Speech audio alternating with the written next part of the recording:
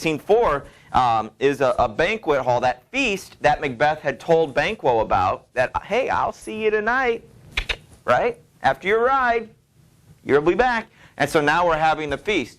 And obviously Macbeth doesn't expect Banquo to show up, okay? And so this is one of the most famous scenes in the play. And we have the murderers going to show up, or one of them, to come and tell him. How does he react to that? How does he respond to that? Okay? He does get a visitor in this scene, a very famous visitor, and that's kind of all I want to tell you about it. So pay attention to that. How does Macbeth respond? How does he react? How does Lady Macbeth react? Do the roles that they've established, the dominance, does that change a little bit, again, one way or the other? And then how do the past, just kind of paint a picture in your mind as this is happening and see how people are responding.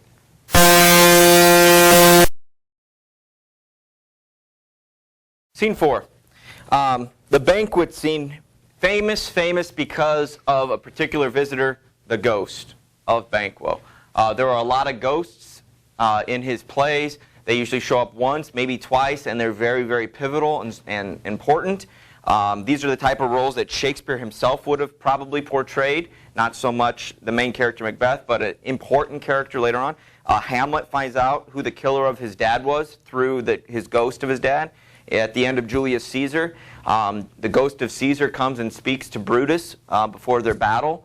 And so they're very, very important. This particular one just kind of shows up and sits at an empty seat. And so when Macbeth's followers say, hey, come sit with us, he looks and there's the ghost of Banquo.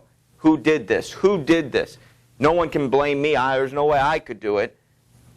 No, imagine you're the rest of the crew there, at the dinner. You don't see anything. You just see your king kind of acting weird and acting strange. And you really don't want to see your leader of the country acting in such having such fits. Where's that line? The purple on 361, we see the aside that I was alluding to earlier. He's glad that Banquo was killed, but with Flance, he goes, there the grown serpent lies. The worm that's fled hath nature that in time will venom breed, no teeth for the present. So right now, Flance can't hurt him. But given time and resources, maybe, he can develop that venom and come back and sting him and bite him. But the ghost shows up. Thou canst say that I did it, never shake thy gory locks at me.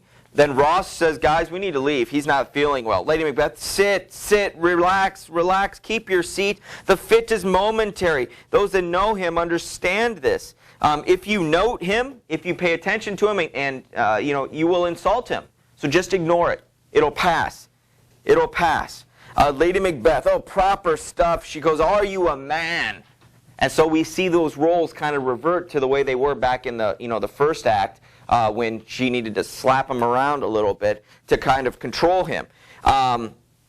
This is the air-drawn dagger which you said led you to Duncan. Remember the fake dagger in his imagination. This is your imagination. There was no dagger. There's no ghost here. Okay? Let's get smart about this. You don't want to incriminate yourself about anything. If I stand here, I saw him. So there was a ghost here. I wasn't imagining it. It was here. It was here. Macbeth does say that, my most worthy friends, I have a strange infirmity which is nothing to those that know me. So he plays that game like, I have these fits every once in a while. And those of you who truly know me understand that. And if you don't understand it, it's because you don't know me too well. But this is normal, and so be calm with it. It's fine. And then the ghost comes back in, and he doesn't notice it right away. So you can imagine, kind of comical in nature, where he would just turn around and the ghost is right there. Okay, there's a video clip I have on Moodle of a scene from a Macbeth movie where the ghost just kind of starts walking towards Macbeth a little bit, pointing a finger. And for somebody with a guilty conscience and paranoid like he is, it backs him away and makes him cower almost in a fetal position.